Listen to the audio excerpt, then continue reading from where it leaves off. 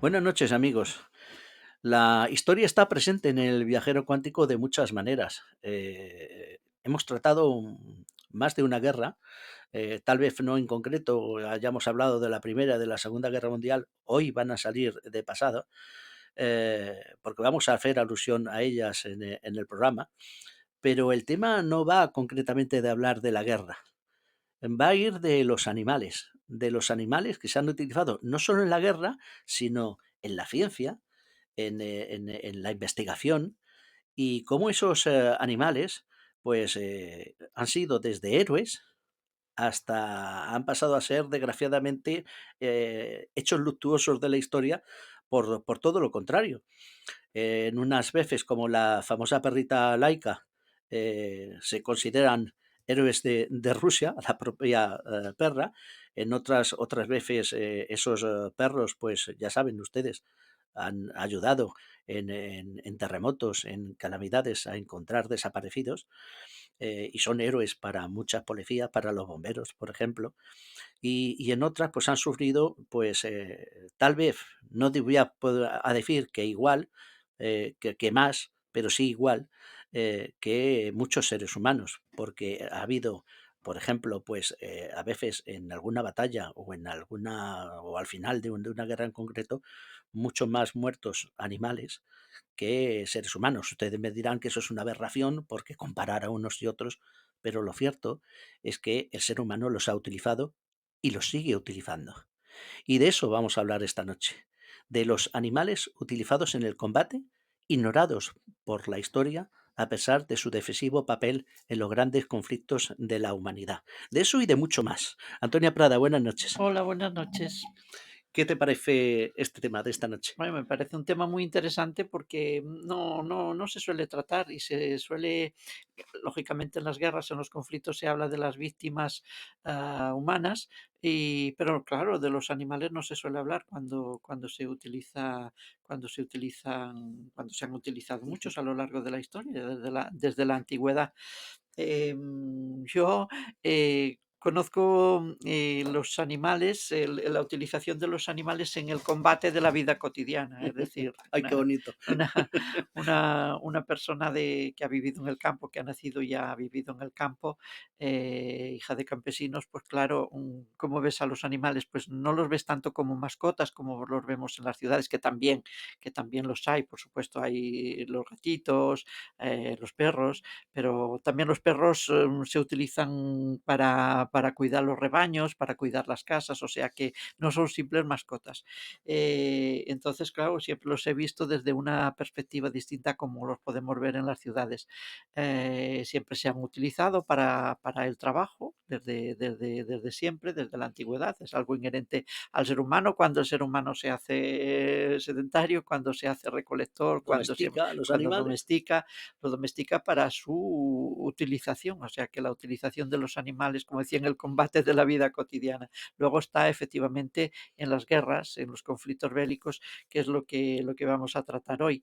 Y de fondo también, pues esa crueldad que a veces se ha utilizado contra los animales. Es decir, el hacer uso de los animales para la vida cotidiana o para un determinado fin, pues no quiere decir que no está justificado que el maltrato y la crueldad animal como muchas personas le aplican. A veces, incluso a muchas mascotas, ¿no? Vemos, a veces a través de los medios de comunicación salen noticias así espeluznantes. Pues esta persona ha colgado a unos perros, los ha apedreado, quiero decir, son maltratos gratuitos que desde luego no deberían pasar.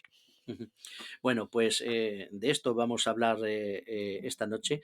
Tenemos a David Sánchez, biólogo, y con él vamos a comentar esto y mucho más. Yo en un principio pensaba que el programa tal vez nos daría un juego distinto al que creo que nos va a dar, porque hay tantos animales distintos de los que hablar y tantos hechos que recorrer, no solo en la historia de las guerras, sino de muchas otras facetas, como es la investigación, te decía antes, como es la propia ciencia, el valor que tienen los animales en la ciencia, por ejemplo, Sí. en los laboratorios. Y siempre está de fondo el problema de la ética, ¿no? De la Uf, ética y la uf. y el bien común. Es un tema, peliagudo, muy muy interesante. Ujú. Pues vamos a hacer ese recorrido histórico, ese importante papel que los animales han cumplido en la historia militar a lo largo de los siglos, en la otra historia, en la historia de la sociedad, también en la historia de la sociedad en todos sus aspectos, desde la investigación hasta la agricultura, cómo se han comportado, cómo nos hemos comportado con ellos y tal vez sirva para rendir un pequeño homenaje a todos aquellos animales que perdieron la vida de forma violenta y que la codicia del ser humano pues ha arrastrado a su paso a todos ellos. Conflictos que ellos, por supuesto, no han iniciado, sino el que los ha iniciado y los ha desarrollado el ser humano y ellos y los ha involucrado a los pobres bichos. Amigos, les dejamos con otra faceta completamente distinta del viajero cuántico, los animales en el combate.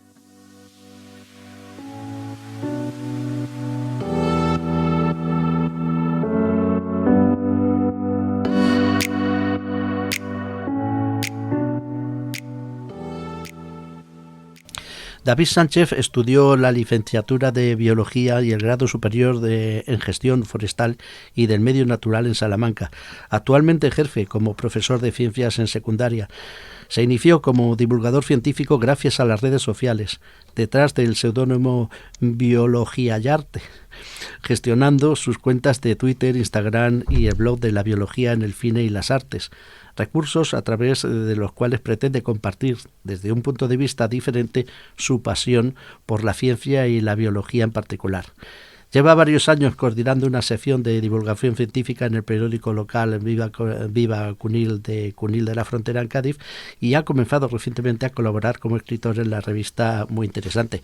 Pero además me parece que te estrenas como con Animales de Combate, este libro de Pinolia, como escritor también, ¿verdad? Sí, David, Aníbal, buenas es noches. mi primera obra. Buenos días. Esta es mi primera obra en la que es enteramente mío. Uh-huh. Tengo una colaboración, una de las ediciones de los títulos que saco de Muy Interesante, un especial sobre la evolución del lobo al perro, Uh-huh. tuvo buena acogida y de ahí salió un formato libro. Ahí estamos unos 20 autores. Entonces ese fue como el debut no oficial, pero Ajá. esta obra es completamente mía. Bueno, usted no lo conocía, como no está aquí en el currículum del libro, pues no lo sabía y por eso lo he dejado sin duda. Oye, mira una cosa, estoy en el estudio también con Antonio Prada, te vamos a preguntar los dos según se nos ocurra. Buenas noches, Antonio. Buenas noches. Y bueno, y vamos directamente a entrar en el libro. A mí me ha parecido muy curioso, muy curioso y yo recordaba que dentro de los temas que solemos tratar hemos hablado muchas veces de episodios de la Primera, de la Segunda Guerra Mundial y de otras guerras, pero nunca habíamos hablado, a lo mejor alguna referencia que se me olvida a mí en este momento, a los animales involucrados en esos episodios de guerras. ¿Y por qué se te ocurre escribir este libro? A ver, en realidad no es una idea que se me ocurra a mí, sino que es una propuesta de la editorial Pinolia. Mm. En un momento dado se pone en contacto conmigo, concretamente Eugenio Manuel Fernández, que actúa como asesor editor, Uh-huh. y dice, me han hablado de ti, te hemos estado siguiendo en redes y creemos que tenemos una idea que te puede interesar y que Uh-huh. puedes hacer un buen trabajo. El título es cerrado, Animales de Combate, y me propone el que sea yo el que lleve a cabo esta obra. Uh-huh. En principio, claro, dudas, porque nunca me había planteado la posibilidad de escribir un libro. Uh-huh. Alguna vez alguien me había dicho, escribes bien, nunca te has planteado escribir, y yo la verdad que estoy centrado en mis clases, en el día a día, y nunca había tenido esta aspiración. Pero el tema me interesaba. Me propone crear un índice tentativo y me doy cuenta de que hay muchísimo material. que es interesante, que salen posibilidades, que el libro me va a gustar hacerlo. Entonces acepté del tirón. Y en el momento que me puse a investigar, es que es un mundo nuevo. Para mí he aprendido muchísimo con este trabajo. Ya me dirás, el animal en la guerra, como hemos dicho, el animal de carga en los trabajos forzados, el animal en la ciencia, el animal de muchas maneras, el animal en el sufrimiento también. Y claro, yo creo que da mucho de sí. Es más, a mí se me han ocurrido más ideas para continuar este libro que luego te las puedo dar. Ellos me dieron libertad total para enfocarlo como yo quisiera, si lo quería trabajar por especies animales, si lo quería trabajar por periodos históricos, si quería incluir otro tipo de aplicaciones en las que de manera indirecta estuvieran los animales relacionados con el concepto de la guerra. O sea, tuve total libertad para trabajar. Y es verdad, como tú dices, que ahora mismo que sigo leyendo, que sigo investigando, es que pueden salir cosas que acabe. Me he dejado cosas. Sobre todo anécdotas curiosas que en este libro no he podido reflejar o que en ese momento se me han pasado por alto. Y ahora digo, es que hay muchas más cosas que tienen a los animales como foco principal en un conflicto bélico. A mí me ha parecido una cosa muy bonita el hacer esa cronología histórica, de hechos históricos, combinar hechos históricos y combinar el tema de los animales dentro de esos hechos históricos.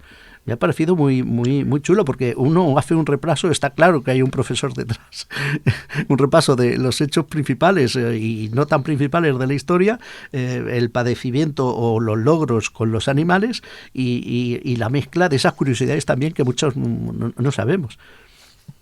Es que ha sido un trabajo de descubrimiento total, porque yo soy biólogo, esa es mi formación, y cuando se pone el título sobre la mesa, el título invita a pensar que va a ser ciencia, que va a ser biología, cosa para la que me veo capacitado. Pero cuando yo empiezo a redactar el primer capítulo, que es el primer capítulo que hago es el de los elefantes, yo digo, esto es un embolado tremendo, esto es historia pura y dura. Y lo que he intentado hacer es, vale, sabiendo que tengo que tener ese eje cronológico histórico en el que tengo que tocar distintos momentos que son impepinables que yo trabaje, pero le voy a intentar dar toda la ciencia, todo el componente de debate que puede surgir de aquí, el tema de la existencia de zoológicos, el tema de la investigación animal, el tema de los derechos de los animales. Entonces, ahí he intentado transmitir, primero, quién soy, porque muchos de los capítulos están salpicados por mi propia personalidad. Soy bastante friki, se va a ver en muchos capítulos que aparecen alusiones a series, a películas, a música. La ciencia y luego la historia. David, respecto a los elefantes de Aníbal, ¿realmente existió ese episodio del paso de Aníbal con los elefantes a través de los Pirineos? ¿O eso es algo que buenas noches, perdona. Es Antonia, ¿cómo te Hola, Antonia, buenas noches. ¿O es algo que la historia nos regala así, pero que es una pequeña ficción? Es cierto que alrededor de todo el mundo de los animales, además sobre ciertos animales que se han construido mitos o sobre ciertos personajes históricos, muchas veces no sabemos discriminar lo que es realidad de lo que es una creación de una historia fantástica que alimenta la imaginación. Sin embargo, no he encontrado, sin ser yo historiador, no he encontrado ninguna referencia que nos haga pensar que eso no ocurrió. El tema de los animales, cuando me he puesto a repasar lo que había redactado y cuál era la historia, es asombroso porque no son perros, no son gatos, no son palomas, son elefantes que salen de África, cruzan el estrecho, llegan a las costas de Cádiz y desde ahí inician un viaje en el que cruzan la península ibérica en un momento histórico en el que transportar estos animales a través de los, no sé si eran 8 o 12 kilómetros que hay en el estrecho, ya era una epopeya.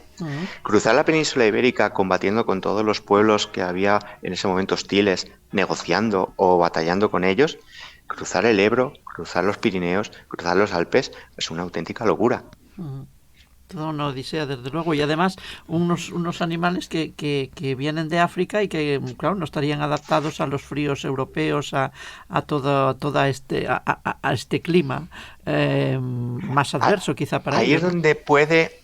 Ahí ahí es donde puede empezar el tema de qué es real y qué no, porque muchas veces vas a datos y dicen hubo 37 elefantes, luego vas a otro y te dice fueron utilizados casi 124 y al final encuentras uno que te dice que únicamente uno sobrevivió a todo ese periodo, que fue Suru, que era dicen, el favorito de Aníbal.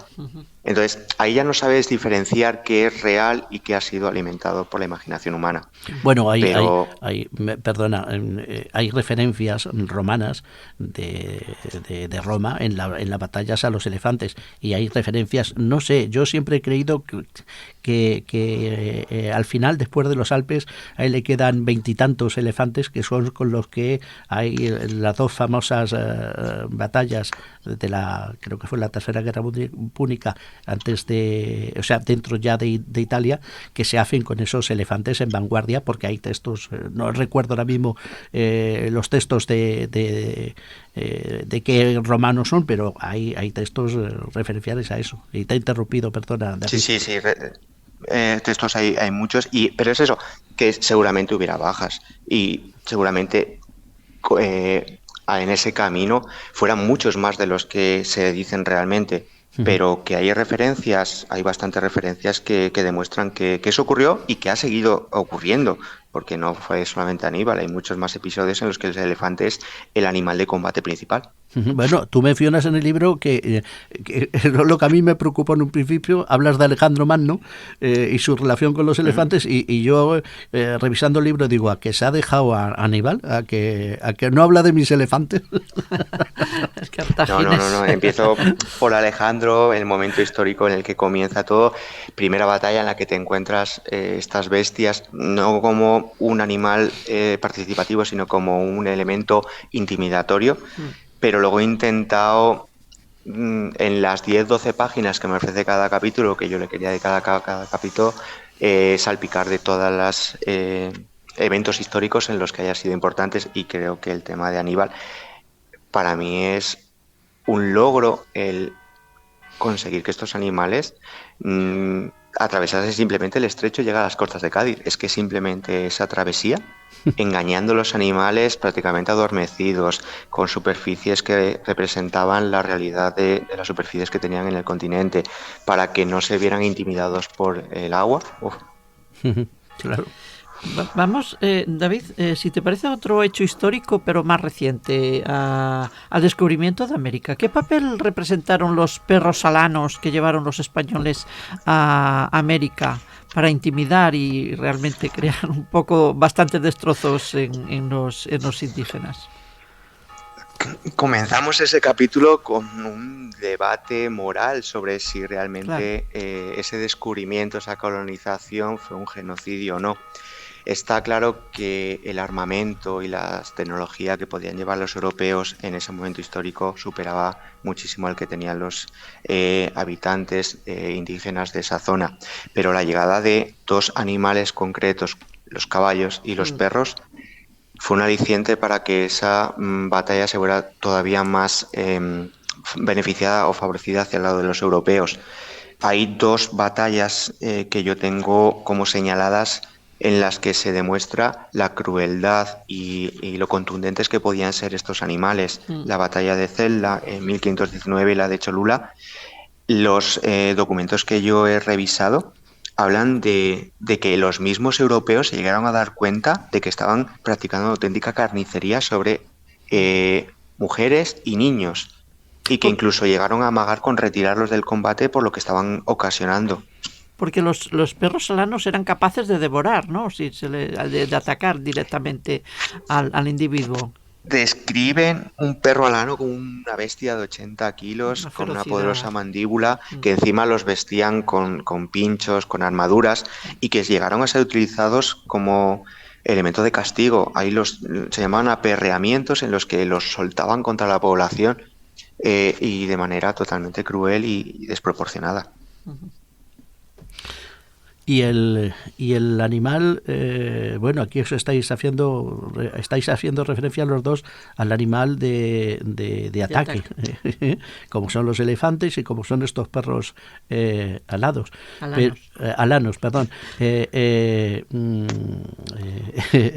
lo de alados me ha salido porque Alaros. David Sánchez hace muchas referencias a, lo coloca muy bien en el libro, a autores de ciencia ficción, y estaba leyendo una nota de Isaac Asimov y me estaba acordando de 2001, una odisea del espacio, que también la mencionas tú en el libro. Bueno, esa famosa secuencia Sí. del mono, el chimpancé, cómo se hace con el conocimiento, ¿verdad? Es una forma muy bonita, porque Sí. tú hablas del cine también, lo has dicho al principio, y contemplas el animal en el cine, ¿no?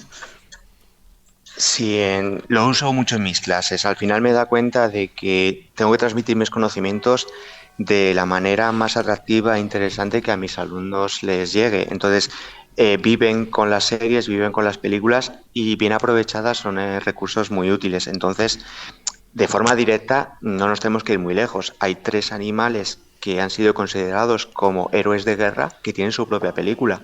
Porque ahí tenemos a Warrior, ese caballo invencible que jamás los alemanes pudieron vencerle durante la Primera Guerra Mundial. Tenemos a Cher and Me, la paloma que consiguió con su mensaje salvar a un regimiento norteamericano y llegó herida a su palomar. Y tenemos al sargento Stabby, el animal más condecorado por el ejército estadounidense en esa guerra. Entonces, ellos han llegado al cine y gracias a esa plataforma de difusión se han convertido, por así decirlo, en inolvidables, en héroes. Pero luego hay un montón de ellos más que aparecen en otras series, en otras películas, y al final esos guiños al cine y a ese séptimo arte yo lo he querido transmitir. El Señor de los Anillos, Juego de Tronos, Jurassic Park, El acorazado Potemkin, un montón de películas que consideraba que encajaban y le daban un guiño curioso al libro. ¿Y hay referencias sobre cuándo se empezaron a utilizar las palomas mensajeras, tanto en las guerras como, no sé, creo que se utilizaban también para otras cuestiones aparte de las guerras, ¿no? ¿Hay referencias históricas sobre esto de cuándo se empezó a utilizar esta forma de mensajería, por decirlo de alguna forma? Sí, las referencias más antiguas aluden ya al antiguo Egipto, en el que ya se utilizaban como palomas mensajeras, transmitir mensajes. Luego ya hay un salto y aparece las guerras de las Galias, donde Julio César comunica sus victorias gracias a estos animales. El momento más importante en el que se han utilizado creo que ha sido la Primera Guerra Mundial. Ahí el tema de la paloma, en un momento en el que las telecomunicaciones no están al nivel que están ahora, Claro. pues era un elemento que era una ventaja contra el enemigo, porque permitía transmitir mensajes y órdenes, incluso conocimiento sobre la situación concreta que tenía el enemigo en el campo de batalla o en territorios ocupados. Quiero recordar que se lanzaron 16.500 palomas desde Reino Unido para que los habitantes franceses ocupados por los alemanes pudieran utilizar esas palomas para transmitir no solamente mensajes de ayuda, sino también posiciones del enemigo y situaciones que se estaban, lugares en los que había posiciones estratégicas, instalaciones, cuarteles, etcétera. ¿Podemos decir entonces, David, que sean palomas mensajeras u otros animales hayan sido decisivos en el triunfo o derrota de los bandos en contienda? ¿O es demasiado decir? No un elemento decisivo, pero al final todo ayuda. Claro. Y cualquier recurso que tú puedas disponer que te permita una pequeña ventaja es importante.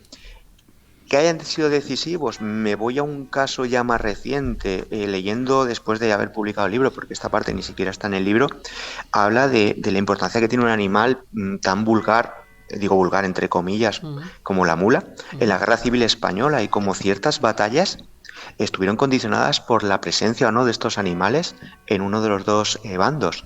Hablan, por ejemplo, de la batalla de Teruel y de la campaña del Maestrazgo, como la carencia de estos animales dificultó que el bando nacional ocupase la Valencia republicana en 1938. Y creo que igual en la posguerra en el maquis también tuvieron bastante que ver las mulas, ¿no? Porque era la forma de llevarles aprovisionamiento a los escapados, que se decía, a los guerrilleros. Y a lugares de muy difícil acceso. Entonces, claro, este animal fíjate, tengo anotado, también lo he descubierto después, que en un conflicto entre Rusia y Afganistán, el Partido Comunista le pide ayuda a España, al Partido Comunista Español, con sede en Camas, y le pide 100 burros españoles para cruzarlo con yeguas rusas para conseguir conseguir la mula, para utilizarla por los escarpados parajes de Afganistán para conseguir llevar municiones, transportar medicamentos o transportar material. Claro, Es decir, porque que la para mula ciertos lugares son importantes. la mula es un cruce, ¿no? Que es caballo y burro o burra. Caballo y burro. Entre yegua hay dos animales ahí, que es la mula y el burdégano. Creo que la mula sería la yegua y el burro, y el burdégano sería el caballo y Y hay que burra. decir que las mulas son estériles, ¿no? No son capaces Sí, sí. de procrear, ¿no? Bueno, este es un Son apunte. animales que al final son estériles porque son híbridos entre dos Híbridos. especies que, estando muy cercanas, son especies diferentes. No permite tener descendencia. Ya había mencionado los caballos, entonces pues vayamos un poco a los caballos. Los caballos yo creo que sí han sido decisivos en muchas batallas, tal vez no en ganar la guerra, pero sí en ganar muchas batallas, ¿no?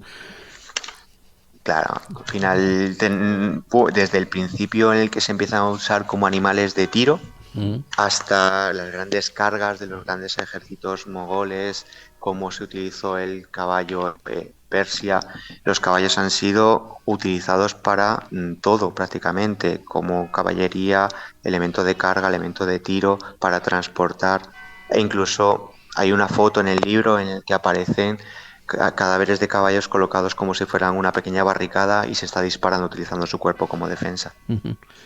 O sea que el caballo, desde luego, sí que está presente en la historia de muchas maneras. Yo creo que está claro. Ahora recordaba, no sé por qué, la carga de la brigada ligera, fíjate.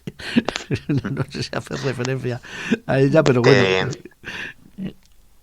Sí, Te David. puedo dar un dato que es objetivo y que es representativo, que es en la Primera Guerra Mundial 11 millones de monturas fallecen en ese conflicto.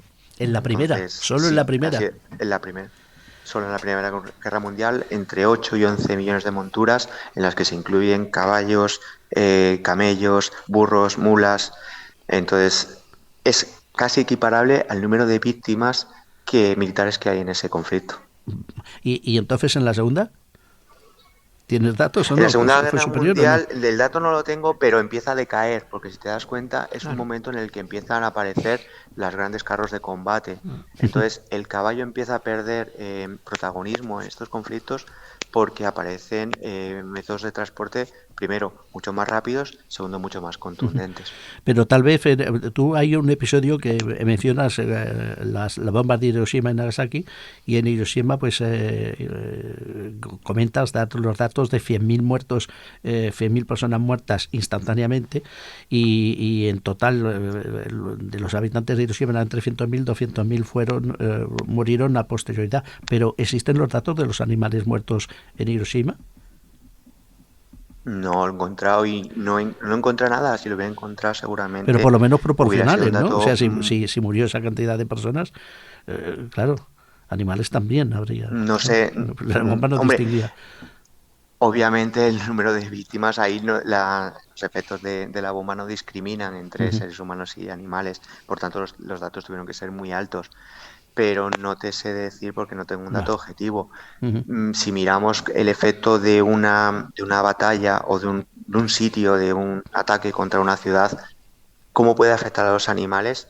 Ya no me quedo con Hiroshima, que eso fue contundente y devastador seguramente para los dos tipos, animales y seres humanos.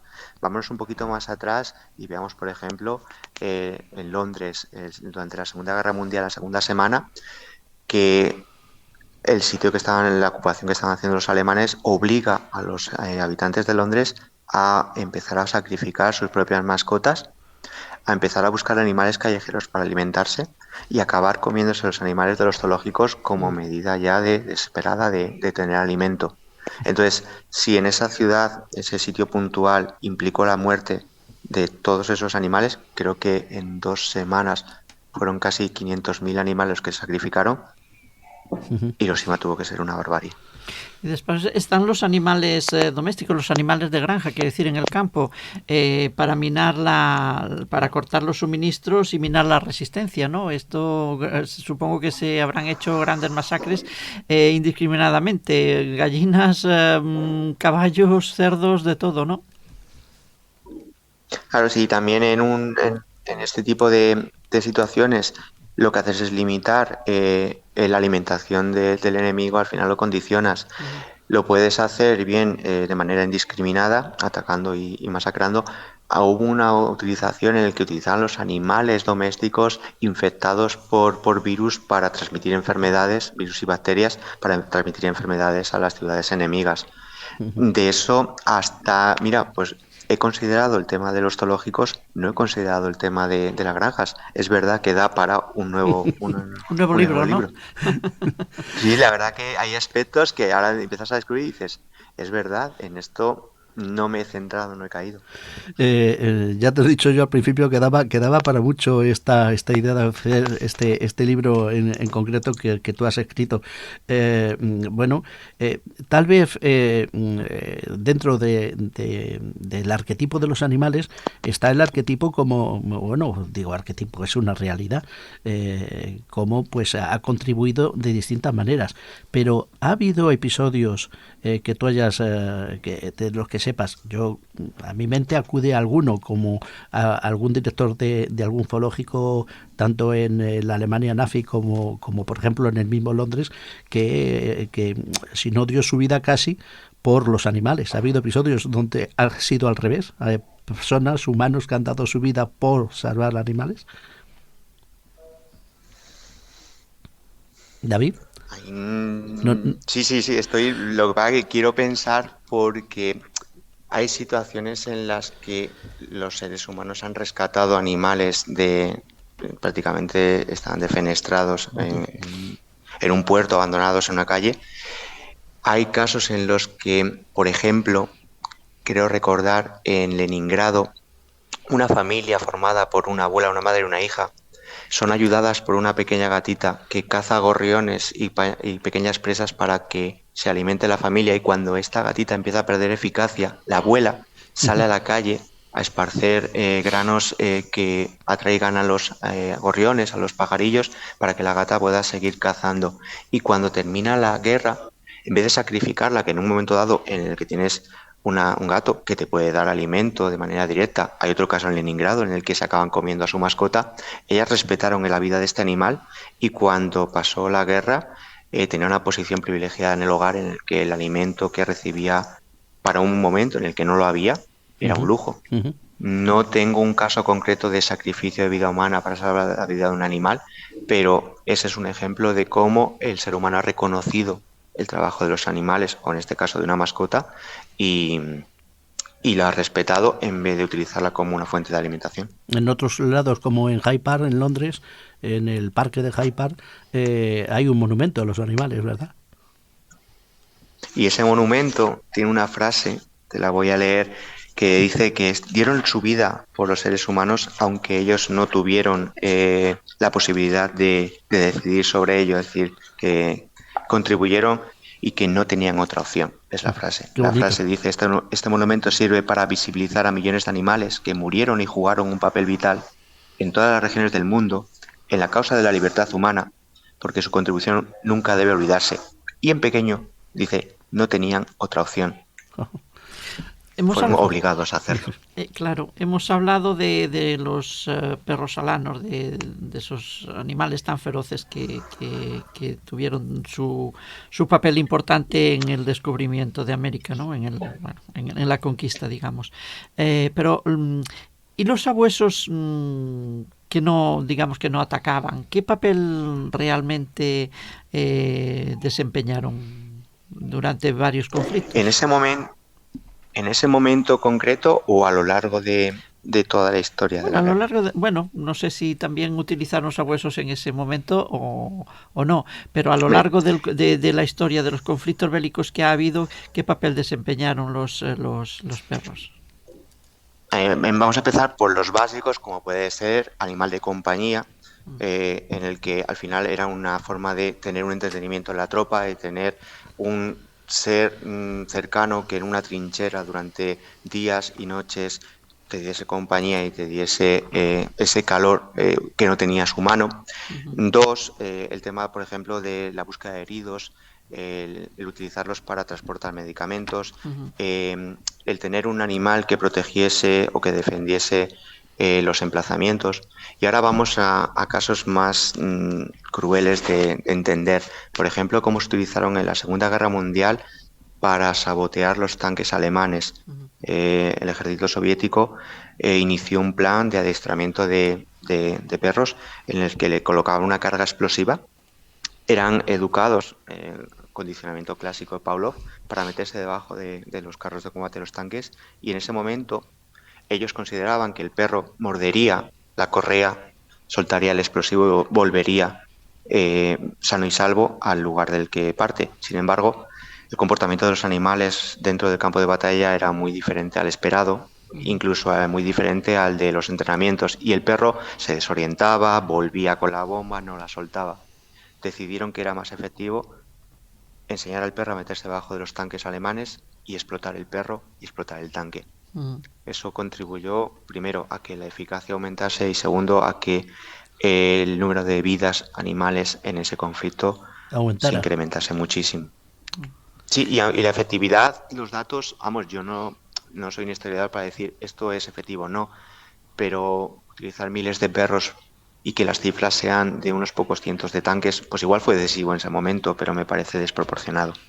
Bueno, hoy en día los perros igualmente, hombre, está presente perros de la policía, perros los bomberos, perros que buscan explosivos, o sea que y personas y drogas, ¿no? Sí, ahí, por ejemplo, un capítulo en el que empiezo mencionando que se han utilizado para la búsqueda de explosivos, pero al final un perro es un animal que tiene un peso que puede hacer detonar el explosivo. Y ahí entra en el capítulo en el que se empiezan a utilizar otro tipo de animales como las ratas. Perros, por ejemplo, los podemos encontrar también utilizados para la carrera de aeroespacial, para ser el primer astronauta en el espacio. Y ahí está la historia de la famosa Laika. Cuando hay desastres naturales y no naturales, a veces derrumbes de edificios, terremotos se siguen utilizando para encontrar personas, para detectar dónde están. Pero aquí creo que los últimos... Sí, aquí el perro es colaborador. Creo que los últimos... Ay, no, digo que aquí el perro es colaborador, David. Claro. Es colaborador del ser humano. Trabaja con el ser humano, ¿no? En los últimos premios adjudicados de la medalla Dickin, creo que son a perros que colaboraron en la búsqueda de personas heridos en los atentados del 11 de septiembre en Estados Unidos. Y habéis mencionado ya también el tema de la ciencia. Los animales, no ya los perros, los animales están presentes, muy presentes en la ciencia y en las investigaciones, ¿verdad, David?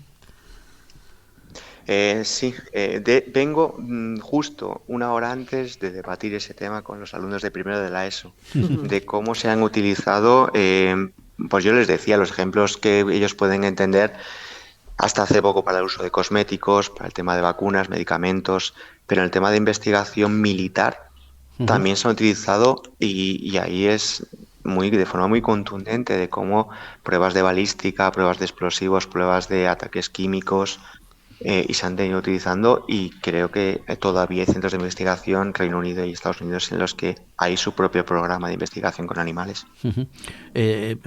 Investigación de muchas maneras. Hay una referencia tuya, no sé si es el capítulo entero, pero yo he visto así una referencia al COVID, al COVID que tuvimos, que desde luego parece ser que... El guiño... Dime. El guiño dice que pudo salir de ese centro de investigación, pero es un guiño. Bueno, tú no te has querido mojar, pero precisamente yo he tenido contactos, recuerdo ya en febrero, creo que fue en enero, antes de empezar el COVID, cómo yo había avanzado para algunas personas junto a un investigador que esto procedía del laboratorio de Wuhan, especializado en estas cosas, y todo apunta a eso. Tú no te mojes, pero yo sí me mojo, claro. Hay muchos aspectos en el libro, he visto temas que he salpicado y no me he querido meter en profundidad porque tampoco era la temática del Bueno, libro, pero sí entiendo que hay muchos aspectos que dan un debate muy grande. Aunque no nos coloquemos volvamos al COVID, sí, desde luego, el animal se está utilizando en investigaciones. Y se está sacrificando en investigaciones. Y negarlo es una tontería. Lo que hay una normativa y una legislación en la que se intenta regular el uso que se le da a estos animales, el número de animales, el trato que reciben, para evitar situaciones como la que se vive hace unos años, creo que son hace 3 años, en el laboratorio de Vivotecnia en Madrid, en el que los vídeos que se graban con unos supuestos maltratos, te juro que hacen llorar a mis niños cuando los pongo, porque además no se lo escondo. Digo, esto es lo que puede suceder y seguramente esté sucediendo, porque aunque a lo mejor la Unión Europea tenga un programa y una legislación muy férrea, no todos los países la siguen. Se están utilizando y no hay que negarlo. Claro, lo que pasa que si no utilizamos animales, claro, ¿cómo avanzamos en la ciencia? ¿Cómo avanzamos en la medicina? Otra cosa es dónde se acaba la ética, ¿no? Claro. Y además utilizar la crueldad innecesariamente, ¿no? Son palabras calcadas que he escuchado incluso de ellos, y son niños que tienen 11 o 12 años. Es verdad que hemos llegado a colocarnos en esta posición de supremacía en el planeta a expensas de la vida de otros seres vivos. Eso es innegable. Me decían, es que tenemos que comer carne. Maestro, obviamente, lo que tenemos que ser responsables es del trato que le damos. Está claro que, y ahora nos vamos a los conflictos bélicos, han sido un recurso muy útil. Ahora hay que intentar evaluar la forma en que se utilizaron, corregir los daños que se causaron, que podían haber sido evitables, e intentar no olvidar para no volver a reproducirlos. Y quizá, ya que estamos en la era de la tecnología, de las nuevas tecnologías, que hemos avanzado tanto, quizás se pueda prescindir ya de muchos animales utilizando otros recursos que afortunadamente hemos podido crear, ¿no? sin utilizar seres vivos. Pues sí, fuimos capaces de abandonar el uso de palomas mensajeras, optando por las telecomunicaciones. Claro. El caballo ha sido apartado para dar paso a los carros de combate. Los elefantes dieron paso a los carros de combate, el caballo a los vehículos de transporte. Efectivamente, en el futuro seguramente aparezcan una serie de recursos en las que el uso de los animales sea completamente prescindible. ¿Y cuál ha sido el animal más resistente a lo largo de la historia, a la hora de su colaboración o participación en los distintos conflictos que ellos no han iniciado? Claro, siempre los inicia el ser humano, evidentemente. Te puedo dar 2 ejemplos concretos de ejemplares que tuvieron un periplo bastante curioso por la historia de la guerra. Por ejemplo, Warrior, ya te hablo de casos concretos, no de especies animales. Warrior se le puso el sobrenombre de caballo, al que los alemanes nunca pudieron vencer porque participó la Primera Guerra Mundial en 4 de las grandes batallas y sobrevivió a las 4. Y por ejemplo, Sam el Insumergible, que da título a uno de los capítulos, es un gato que es adoptado y participa en la Segunda Guerra Mundial, en ambos bandos, porque entra como grumete de una de las embarcaciones del bando alemán, es hundido, es rescatado por el enemigo, es utilizado dentro de la cubierta de otro barco, entra, es hundido, es recogido, vuelve a entrar en un submarino, y al final decidieron que ese gato tenía que ser gafe y era mejor retirarlo que volver a embarcarlo con el riesgo de que volviera a ser atacado. Entonces sobrevivió a 3 ataques, a 3 hundimientos, y el gato resistía cuando a su lado había una cantidad de bajas humanas increíbles. 7 vidas tiene un gato. Dice y ese dicho, gastó, ¿no? 3. Sí. Hay otro episodio, tú hablas de los insectos en los animales. Hablas de los Tenía la insectos obligación de hacerlo. Claro.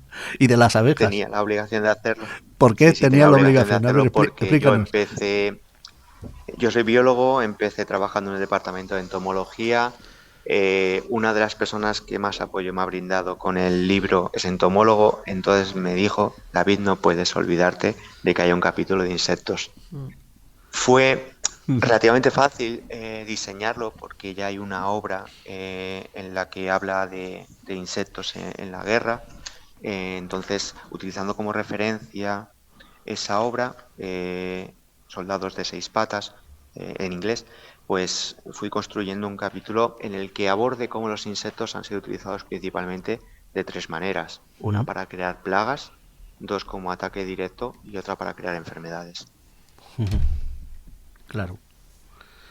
Y En también, el caso de claro. ataque directo, que será más o menos lo que te Sí. refieras, pueden ser las bombas de insectos, lanzar colmenas para que las abejas ataquen al enemigo. Ujú. Bueno, es muy curioso esto que comenta. ¿Por qué desaparecen? Curioso, desesperado, Claro, porque... un Dime. recurso desesperado, ¿no dices? Sí, creo que hay un caso de un convento en el que las mismas monjas, viendo que iban a ser atacadas, empezaron a lanzar las colmenas hacia el enemigo para que la picadura de las abejas los consiguiese evitarlo. Y una curiosidad, ¿por qué están desapareciendo las abejas, David? ¿O esto no es cierto? Aquí es como todos los insectos. Primero, una de las causas, sin ser yo un experto en el tema, puede ser el abandono del medio rural. La despoblación que está sufriendo el medio rural, en el que ciertos trabajos que hasta ahora han sido el sustento de muchas personas y ofrecían un equilibrio ecológico, se están abandonando. Entonces, esa puede ser una de las causas. Dos, el tema de la contaminación, el uso de sustancias químicas como complementos de fertilizantes o como herbicidas. Al final, la actuación del ser humano está siendo nefasta para el medio y repercute en los grandes animales, que se ven mucho porque son como especies muy atractivas y idolatradas por todos, y también en los insectos. Pero es curioso porque si se abandonan, por ejemplo, las tierras de labor,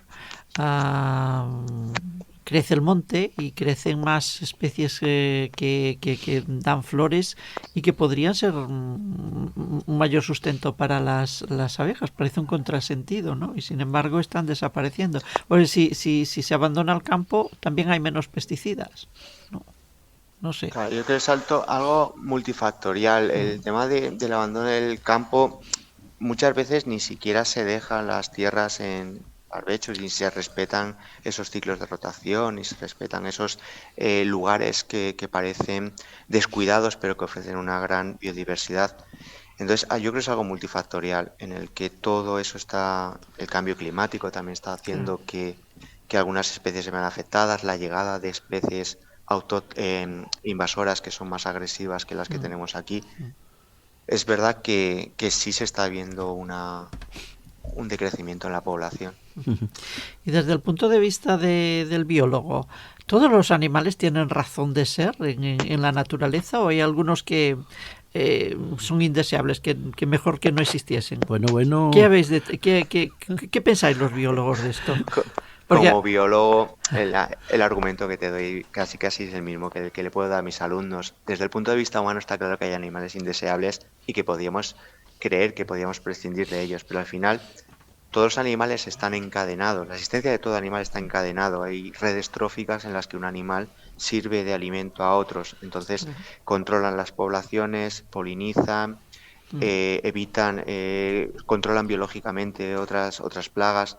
Entonces, en mayor o menor medida, yo creo que sin ser prescindibles, porque al final desaparece una especie, si su depredador no es muy especialista, al final va a actuar en alimentación por otro.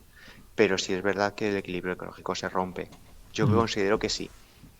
Que yo que pienso, desconozco la aplicación o la importancia ecológica de muchas de ellas, Ujú. pero si nos vamos a lo básico, al final son alimentos de otras especies. Es que yo pienso, por ejemplo, en las culebras a las que detecto, y cuando veo una serpiente, esas anacondas, esas boas que hay en otros países, a mí me sobrecoge. Y las culebrillas que normalmente hay en España, salvo, me parece que solo hay 2 o 3 venenosas, como las víboras, y alguna más en Andalucía y en los Pirineos, pero me da igual, a mí me repelen mucho. Y sin embargo creo que comen ratones, comen otras cosas, y claro, no sé, tienen que estar, por lo que dices, ¿no?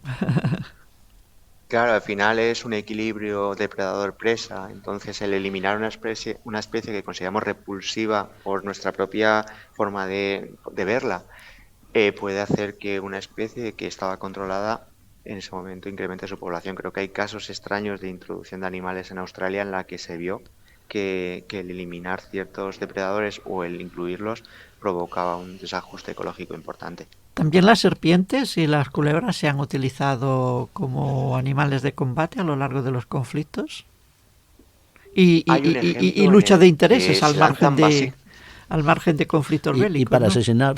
Por eso. Sí, pero hay un caso que yo reflejo en el libro que es el lanzamiento de vasijas cargadas de animales venenosos en los que se incluyen las serpientes. Anda. O sea que- Seguramente más de una serpiente se utilizará para matar a algún líder o a algún rey. y arañas, ¿no? Sí, no deis ideas, bueno, aunque ya están, pero bueno.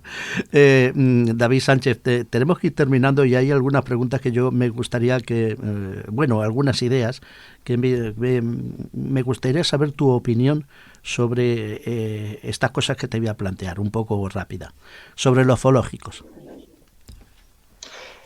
Debate moral muy importante. He hecho prácticas en uno, he visto situaciones totalmente indefendibles, pero también entiendo que este tipo de instalaciones realizan un papel muy valioso para la recuperación de ciertas especies. Entonces, sí, pero me genera a mí un propio debate, porque considero que no es un lugar para el que estén los animales. Los espectáculos. Circenses, por Ahí ejemplo. no, indefendible.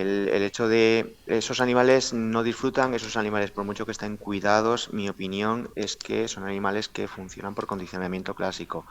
Para adiestrarlos han requerido castigos y ese animal, por mucho que lo cuiden, no es el lugar ni la utilización adecuada para animales que deberían de estar en su hábitat natural. David, ¿qué hacemos con los jabalíes que invaden las ciudades y los pueblos? Vas conduciendo y te encuentras una familia de jabalíes.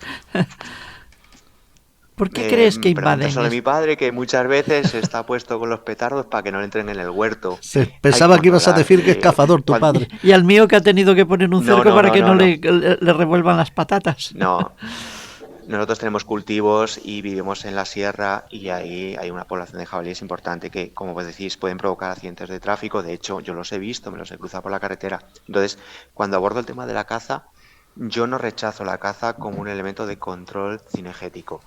Entonces, hay poblaciones que hay que controlar. Lo que también que habría que dar a los agricultores son los recursos necesarios para que explotaciones ganaderas, en el caso, por ejemplo, me voy al lobo, o en el caso de explotaciones agrícolas, la recuperación de los daños ocasionados por el animal, el derecho si hay una población excesiva, poder hacer una batida y controlarlos. Bueno, como siempre, Aníbal nos apremia con el tiempo, pero hay una pregunta que me ronda la cabeza. Hemos hablado de la utilización de los animales en la lucha entre seres humanos, pero ¿y esas luchas que se organizan, o que, no sé si se siguen organizando, supongo que estarán penados por la ley, Sí. lucha entre animales para holgorio y para solaz de los humanos? Supongo que En mi ha opinión, habido muchos a lo largo de la totalmente historia también, ¿no? injustificables. Sí, ahora sigue habiendo de gallos y de hecho creo que en el entorno en el que yo vivo, aunque parezca que no, todavía siguen existiendo. Entonces, para mí, totalmente injustificables. Lo vamos a dejar ahí. Tenemos que despedir, David, no solo por nuestro tiempo, sino también por el tuyo, que has hecho Sí, porque empiezo clase con primero la ESO ahora. una paso en tu trabajo. Yo no sé si tú crees en unicornios y en dragones, pero deberías también, por tu no sé, tu cualidad en cuanto que te gusta la ciencia ficción. Animales mitológicos. Animales mitológicos y demás. Y me quedo con esta frase, una frase con la que tú ilustras un capítulo del libro: un pequeño paso para el hombre, un gran sacrificio para el animal. Este reconocimiento en tu libro a los animales de combate, y no dados por la historia muchas veces, de Editorial Pinolia, que es una maravilla pues leerlo, porque nos acerca a los animales a nuestras casas de muchas facetas. Muchas gracias por este libro y gracias por tu tiempo, David. Muchas gracias, Aníbal. Muchas gracias, Antonia. Gracias. Gracias por el vuestro y gracias por el momento. Estamos en contacto. Cuídate. Hasta luego. Buenas noches. Un saludo.